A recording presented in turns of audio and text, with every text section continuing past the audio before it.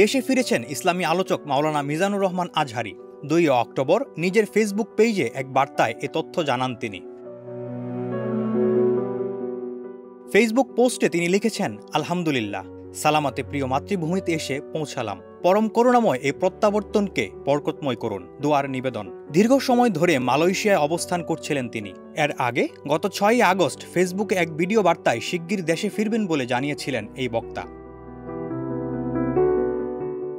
ওই ভিডিও বার্তায় তিনি বলেন, তাজা রক্তের মাধ্যমে যারা আন্দোলনকে সফল করেছেন সেই শহীদদের শ্রদ্ধা ভরে স্মরণ করছি ও রুহের মাগফিরাত কামনা করছি।